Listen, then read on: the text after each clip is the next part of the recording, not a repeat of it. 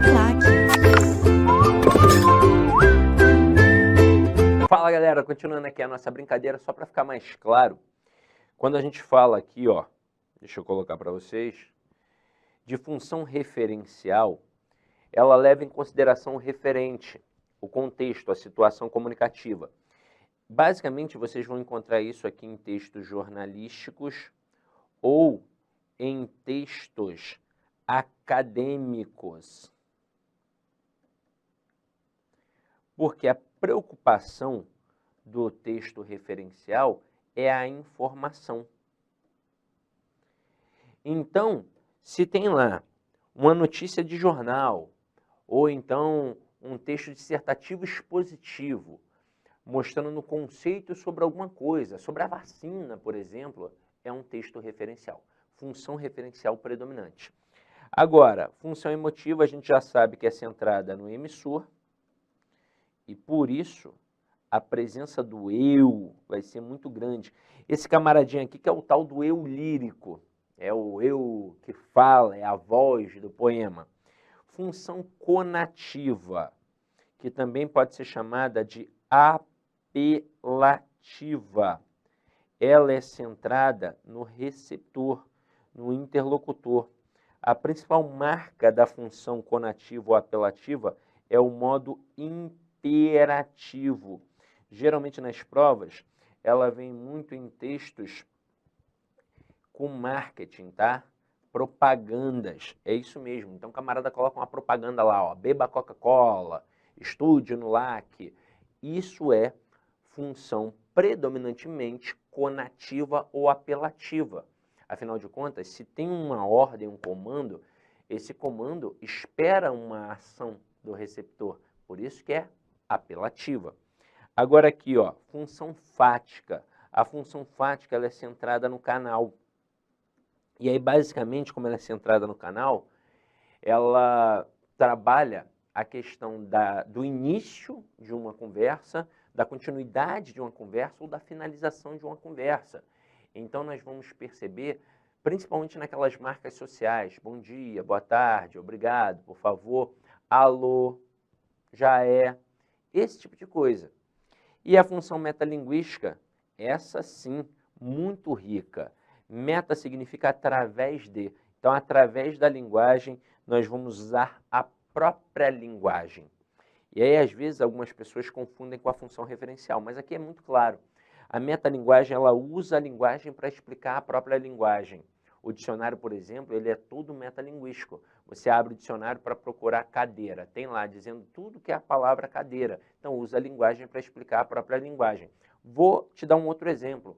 Um programa que ficou 30 anos na televisão brasileira, na Globo. O Video Show, muito conhecido na época do Miguel Falabella, depois outros apresentadores, mas na época do Miguel Falabella, né, marcou o Video Show. O que era o Video Show? Era um programa que falava de outros programas. Basicamente falava na maioria das vezes das novelas, mas era um programa da TV que falava de outros programas da TV. Isso é metalinguagem. É quando eu uso a linguagem para explicar um termo da linguagem. Então, meus amores, vamos adiante. Olha o que a gente tem aqui. Analisando a letra da música Monte Castelo, pode-se afirmar que a figura de linguagem predominante é... Eu já falei, a figura predominante é o paradoxo. Aqui eu sei que é muito fácil confundir paradoxo com antítese, mas eu vou mostrar a diferença etimologicamente falando. Tese significa opinião. Ó, tese significa opinião. E ante é aquilo que é contrário, tá? Aquilo que é contrário. Então, a antítese, ela trabalha a oposição. Qual que é a oposição possível? Como o bem e o mal, o céu e o inferno, o rico e o pobre, o alto e o baixo, o magro e o gordo. Isso é antítese, base antitética. Agora, paradoxo. Doxo vem de doxia, que significa a lei, opinião. E para é aquilo que é paralelo à lei. É como se a rua A fosse a lei e a rua B fosse o paradoxo. Quando é que a rua A vai ser a rua B? Quando é que a rua B vai ser a rua A? Nunca. Então, o paradoxo, ele trabalha aquilo que é impossível. É isso que marca o paradoxo, a questão da impossibilidade. Como estava ali no texto, o amor é fogo que dói, o amor é fogo aliás, o amor é fogo. O amor é dor que dói e não se sente, ó. Como é que pode doer e eu não estar sentindo? Isso é impossível, isso é um paradoxo. Um outro paradoxo muito claro é aquele que aparece na musiquinha do Sítio do Pica-Pau Amarelo. Bananada de goiaba, goiabada de marmelo, Sítio do Pica-Pau Amarelo. Bananada de quê, Jesus? É de banana. Bananada de goiaba, isso existe? Não, goiabada é de goiaba, bananada é de banana. Então, a bananada de goiaba é impossível, é um paradoxo. E aí nós temos outras figuras de linguagem aqui, ó. Prosopopé, a gente já viu, também chamada de personificação, é quando a gente atribui vida a elementos que não têm vida. Então, vamos lá, ó. Eu vou te dar um exemplo. A onda engoliu o surfista. O que é isso? Ó? Ato de engolir. Eu, você, nós engolimos. A onda não. Então eu estou atribuindo vida a um elemento que não tem vida. Eu digo que o vento chorava a perda de não sei o que lá. O vento chora? Não. Então isso é uma personificação. Isso é uma prosopopeia. Agora, hipérbole. Hipérbole é marcada pelo exagero. Então eu digo que chorei rios de lágrimas. Poxa, eu não tenho como chorar rios de lágrimas, senão eu resolveria o problema da seca. Não é verdade? Então, eu não choro rios de lágrimas, isso é um exagero. Eu só tenho que tomar cuidado com uma coisa, porque às vezes a informação parece exagerada, mas é verdadeira. Então o João tem uma fazenda com 1 milhão de cabeças de gado, de fato. Aí eu digo que o João tem uma fazenda com 1 milhão de cabeças de gado. Isso é verdade, então isso aí não é exagero. Agora, e se o João tem 6 boizinhos e de forma exagerada eu digo, João é rico, João tem 1 milhão de cabeças de gado na fazenda dele. Eu estou exagerando, porque ele só tem 6 bois, então isso é uma hipérbole, porque é exagerado. E a gente tem a metonímia, que é trabalhada por um processo de substituição, vários processos de substituição. O autor pela obra, a parte pelo todo, o conteúdo pelo constituinte. Geralmente em provas cai muito a questão do autor pela obra. Então eu digo que eu adoro ler Machado de Assis. Ora, eu não estou lendo Machado de Assis, estou lendo o livro, a obra do Machado de Assis. Então isso é uma metonímia. Continuando aqui, meus amores, uma questão de crase, hein? A vida urbana ofereceu as condições ideais para o surgimento do detetive particular, personagem dedicado à elucidação dos mais variados mistérios, propenso a investigar delitos de todos os tipos. Preenchem corretamente as lacunas da frase acima na ordem dada. Qual é o problema da crase? É uma contração que não é marcada na fala. Então, a gente não percebe se ali tem só preposição, se ali tem só artigo, se ali tem a fusão da preposição com o artigo. E qual é o bizu que a gente aprende e que você aprendeu bem na aula de teoria? Está na dúvida? Pega o feminino depois do a e troca por um masculino. Se acarretar a construção ao, eu vou ter crase no singular. Se acarretar a estrutura aos, eu vou ter uma crase no plural. Então, basicamente é isso. Ó. Este sinal aqui, este acento em cima do a, é um acento grave, indicativo do fenômeno da crase, para mostrar que tem uma preposição, basicamente, e um artigo. E aí, na dúvida, eu troco o feminino depois do a por um masculino, se acarretar o ao, tem crase. E se for o a escraseado, que mostra que tem o a preposição, só que agora tem o as artigo, mostra, pode ser notado, na verdade, pela substituição do feminino pelo masculino, só que agora no plural, e se ficar a estrutura aos, eu tenho crase. Então, vamos lá. A vida urbana ofereceu as condições ideais. Estou na dúvida. Pega condições e troca por um termo masculino. Coloca objetivos. Como é que vai ficar? A vida urbana ofereceu aos objetivos ideais para o surgimento do detetive particular? Não, eu colocaria os objetivos ideais. Então, aqui vai entrar o as, apenas artigo. Não tem crase. Então, eu elimino a B e eu elimino a E. Continuando. Personagem dedicado à elucidação. Turma, pela regência, Se é dedicado a alguma coisa. O termo anterior exige a preposição e o termo posterior admite o artigo. Tem crase. Mas, Sidney, eu estou na dúvida. Então, tira elucidação e coloca, por exemplo, trabalho. Como é que ficaria? Personagem dedicado ao trabalho. Se tem ao, tem crase. Então, opa, segunda tem crase e eu vou eliminar a letra C. Minha dúvida agora é entre a A e a letra D. Na A, o A não vai ter crase. Na D, o A vai ter crase. Então, ó, propenso a investigar. Se é propenso a alguma coisa. Só que agora não rola de fazer um macetinho de trocar o feminino pelo masculino. Por um motivo muito simples. Investigar é verbo. E opa, se você estudou um pouquinho só a parte de crase, você sabe que diante de verbo não tem crase por um motivo muito óbvio. Verbo não faz distinção de gênero. Então não tem o verbo que eu uso para a mulher, o verbo que eu uso para o homem. Logo, o que eu não coloco diante de um verbo, artigo. Portanto, o A que aparece diante de um verbo sempre vai ser apenas uma preposição. Então aqui é o A sem o acento grave, gabarito, letra A. Matamos. Vamos para a próxima. Questão que provavelmente pode cair na tua prova. Claro, não conheço, mas uma questão relacionada à conjunção, tá? Nós temos cerca de 120 conjunções, das quais 100 nunca alteram sentido e 20 alteram a depender do contexto. E olha quem caiu aqui, uma daquelas que alteram. E não altera entre dois, altera logo entre 3 sentidos semânticos. Então vamos ver com calma, ó. João Barbosa Rodrigues faleceu em 1909. Em 1925, o famoso antropólogo Kurt Nimuendaju tentou encontrar Miracanguera, mas a ilha tinha sido tragada pelas águas do rio Amazonas. Arqueólogos americanos também vasculharam áreas arqueológicas da Amazônia, inclusive no Equador, Peru e Guiana Francesa, no final dos anos de 1940.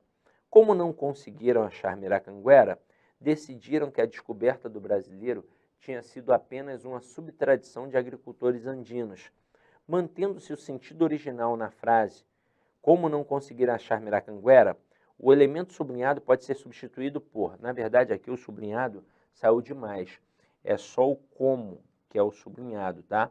Então eu quero trocar a conjunção como por outra conjunção. Primeira coisa é saber o valor semântico do como.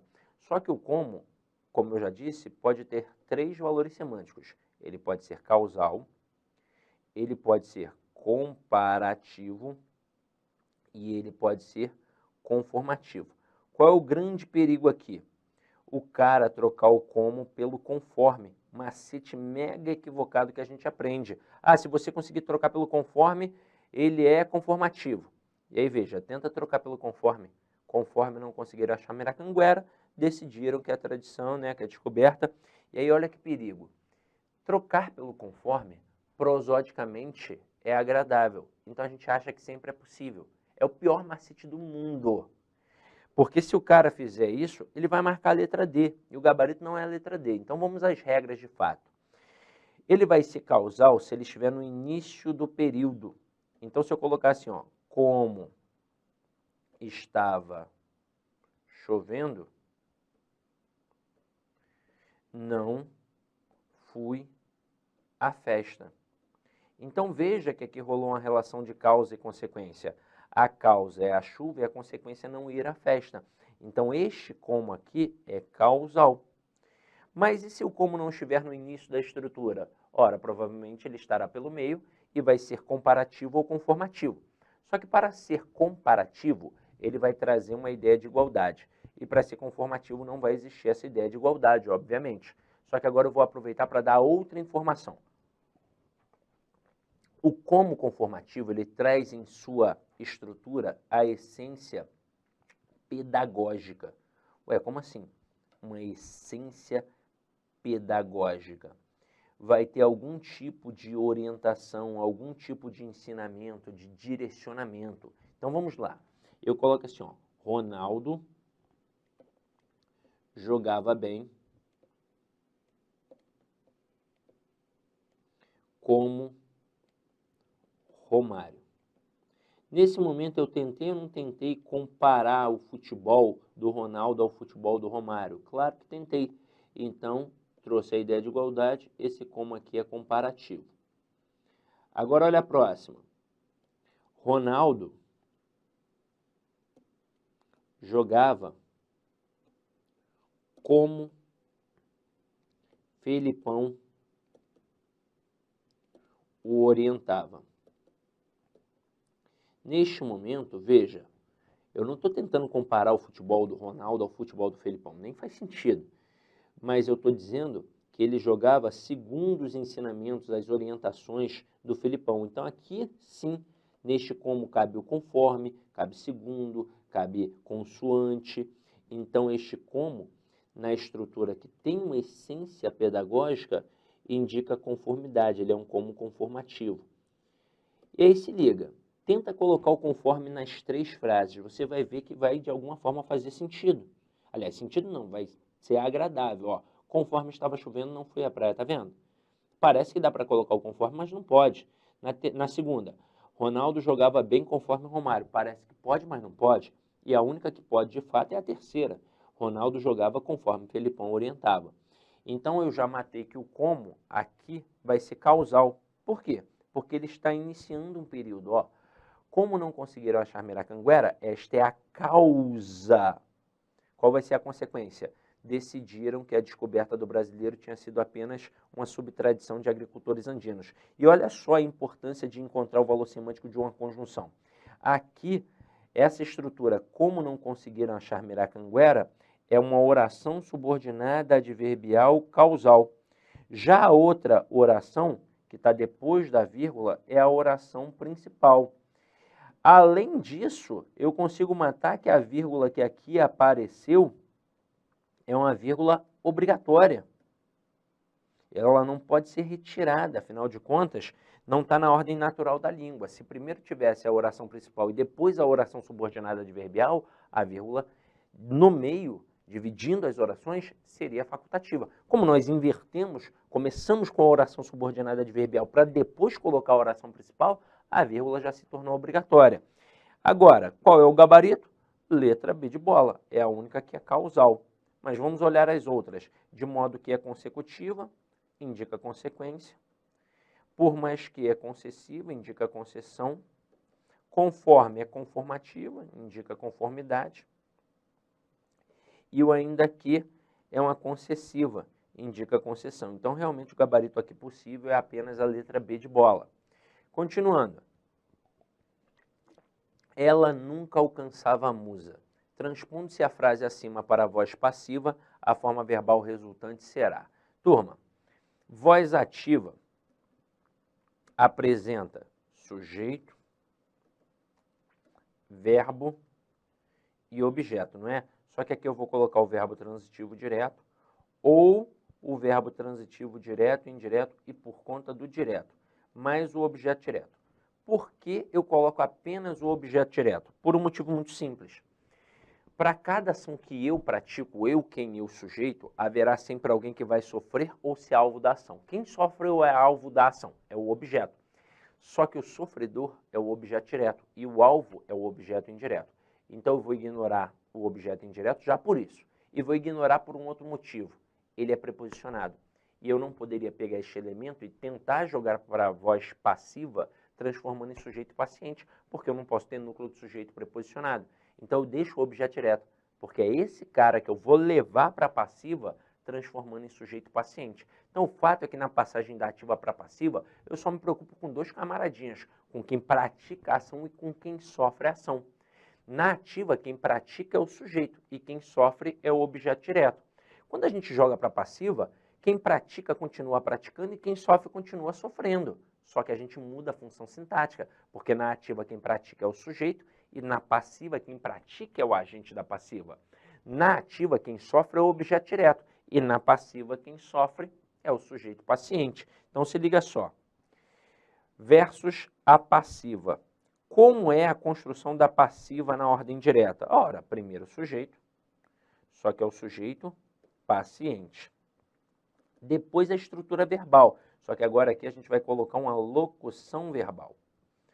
com aquela estrutura de verbo principal no particípio, terminação em ado e ido, e o verbo auxiliar vai ser o verbo ser, e agora aqui, ó, o agente da passiva. Então, se o camarada me dá a frase na voz ativa e pede para eu transformar em passiva, eu vou me preocupar primeiro com quem? Com o objeto direto, porque é esse cara que eu trago para cá, transformando em sujeito paciente. E não vou fazer nenhuma outra alteração. Do jeito que tiver o objeto direto, eu transformo em sujeito paciente. Do jeito que tiver o sujeito paciente, eu transformo em objeto direto. Agora, e se ele me der a voz passiva e pedir para eu transformar em ativa? Eu vou me preocupar primeiro com o agente da passiva, porque é ele que eu vou transformar em sujeito. Só que agora eu faço uma pequena alteração, porque o núcleo do sujeito na ativa nunca é preposicionado, mas o agente da passiva sempre é preposicionado. E só são duas preposições, ou é a preposição por, ou é a preposição de. Se aparecer qualquer outro tipo de preposição, já é uma pegadinha, tá? Imagina o seguinte, eu coloco assim, ó, o carro é movido a gasolina, é uma voz passiva, mas a gasolina não é um agente da passiva, é uma adjunta adverbial, porque a verdade, o carro é movido por alguém a gasolina. Não apareceu na frase, foi o agente da passiva. Inclusive, quando não aparece o agente da passiva, o avaliador pode dizer que ali houve a indeterminação do agente da ação verbal. Presta atenção, não falei que houve a indeterminação do sujeito, falei que houve a indeterminação do agente da ação verbal. Então vamos lá, turma. Ela nunca alcançava a musa. Está aqui o verbo. Ela é o sujeito. Nunca é um adjunto adverbial de negação. Nesse contexto, o verbo alcançar é um verbo transitivo direto, pois quem alcança, alcança alguém. Aqui no caso, a musa é o objeto direto. Então, a musa vai virar o quê? Vai virar sujeito. Aí eu vou colocar a musa nunca. E aí, veja bem, o verbo tem que virar uma locução verbal, mas tem que ter a manutenção do tempo e do modo verbal. Olha aqui quem apareceu, alcançava. Alcançava é um pretérito imperfeito indicativo. Indica um tempo verbal no passado, com processo rotineiro, habitual, contínuo. Ela nunca alcançava a musa, ou seja, ela sempre tentava alcançar, mas não alcançava. Olha a rotina. E aí, a locução verbal vai ter que trazer essa ideia. E quem é que vai indicar? O auxiliar. E qual vai ser o pretérito imperfeito do indicativo para o verbo ser? Vai ser o era. Então, aqui o gabarito é a letra E. A musa nunca era alcançada por ela. Letra A, ele botou alcança-se. Eu posso trocar uma voz passiva analítica por uma voz passiva sintética, por exemplo? Posso. Só tem que ter o mesmo tempo e o mesmo modo verbal e a concordância adequada. Então, não dá para atacar um alcança-se aqui por dois motivos, na verdade. Além de não ter a manutenção do tempo e do modo verbal, quando na voz ativa tem a apresentação do cara que pratica a ação, na passiva eu tenho que trabalhar com a locução, porque na voz passiva sintética nós temos esse esvaziamento de quem praticou a ação. Depois, por que não pode ser a letra B? Foi alcançada, pretérito perfeito. Por que não pode ser a C? For alcançada, pretérito mais que perfeito. Por que não pode ser a letra D? Seria alcançada, futuro do pretérito, só cabe a letra E, que é pretérito imperfeito do indicativo. Agora, continuando aqui, ó. Questão 7. As palavras destacadas em os resultados mostraram que pessoas preferem fazer atividades práticas sozinhas e atividades hedônicas pertencem respectivamente, ou seja, tem que seguir a ordem, a quais classes de palavras. Primeiro, hoje. Os resultados. Veja que está ligado a um substantivo, então, obviamente, é um artigo. Eu tenho artigo definido e artigo indefinido. Indefinido mostra elemento desconhecido, mas estruturalmente falando é fácil de identificar. Uma, uns, umas. Já o artigo definido, ele mostra elemento conhecido e também é fácil de identificar. O, os, a, as. E sempre está ligado a substantivo. Então, aqui é artigo definido. O que em questão? Muita gente confunde entre pronome relativo, que faz referência a termo anterior e encabeça a oração subordinada adjetiva, e conjunção integrante, que integra a oração principal à oração subordinada substantiva. Só que aí, ó, tem um macetinho legal para diferenciar. Quando eu consigo pegar o que e toda a oração da qual ele faz parte e troco pela palavra isso, Eu mato que tem uma oração, olha só o macete, ó, subordinada, substantiva, encabeçada por quem, ó? Pela conjunção integrante. Mas, Sidney, se eu não conseguir trocar pela palavra isso? Aí, com certeza, será um pronome relativo. Mas veja aqui, dá ou não dá para dizer os resultados mostraram isso? Dá. Então, já matei que é a conjunção integrante. E aqui no final, ó, hedônicas está ligado à atividade, está caracterizando a atividade. É, portanto, um adjetivo e significa prazerosas. Com isso, gabarito, letra E. Continuando. Assinale a alternativa em que a oração está incorreta. Veja que aqui a questão trabalhou basicamente o uso do porquê, que você estudou lá na parte de ortografia. Então, para a gente não ter que ver aquele panorama inteiro, pensa na musiquinha, porque é isso que você vai fazer na prova. No samba do porquê, ó, deixe de lado esse baixo astral, quando o porquê estiver no final, é separado e acentuado que ele vai ficar. É que ele pode ser também uma causa ou explicação, ficando junto e sem acento, por se tratar de uma conjunção. O porquê vai acentuar e ficar junto quando o artigo mandar. É sem acento e separado, eu te digo quando for igual, ao pelo qual o motivo tem que estudar, não se esquecer, só acentuar quando ele merecer. Eu vou cantando e aprendendo como Sidoca diz, com a minha aprovação eu vou viver feliz. Chora cavaco! Então vamos lá, galera, ó. Aqui, ó, letra A. Eu não sei porquê, eu não sei por que motivo, eu não sei por qual razão. Então é separado, mas está no final de uma estrutura. Este que vira um monossílabo tônico terminado em E, portanto é acentuado, gabarito letra A. Letra B, as agonias porque passei não as revelo. As agonias pelas quais passei não as revelo. O que é pronome relativo, fazendo referência às agonias. O por é preposição exigida pelo verbo passar, porque quem passa, passa por alguma coisa. Letra C, ela fala tanto porque pretende convencer-nos. Veja que dá para colocar o pois, ó. Ela fala tanto, pois pretende convencer-nos. Então é junto e sem acento.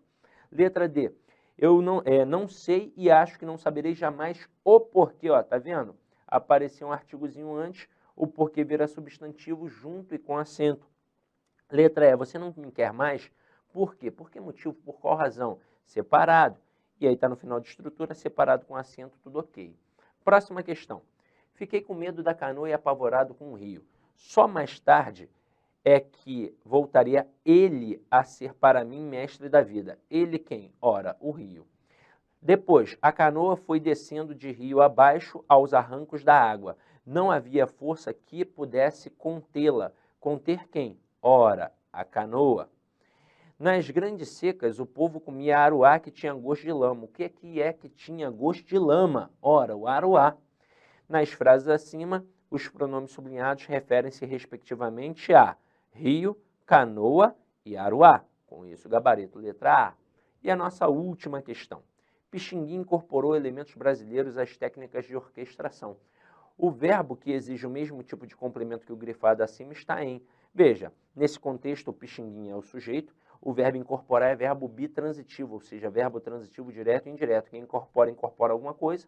Elementos brasileiros é o objeto direto. A quem? As técnicas de orquestração é o objeto indireto regido pela preposição a. Então, basta buscar um verbo transitivo direto e indireto, com dois complementos.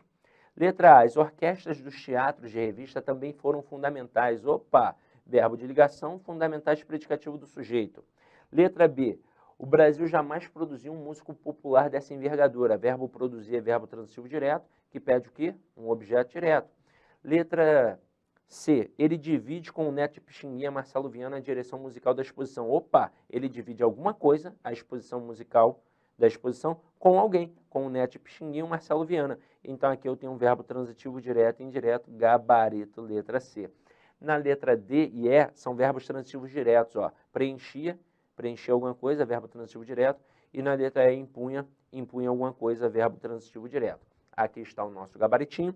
E para finalizar, uma mensagem atribuída ao Walt Disney. Se você pode sonhar, você pode fazer. E é uma verdade. E o nosso sonho é bem palpável. Não é ganhar na Mega Sena. É passar num concurso. Então basta fazer por onde? Se você realmente estudar e conseguir manter uma regularidade, uma constância, a tua hora vai chegar. Só não pode estudar uma única vez e achar que vai ser o suficiente.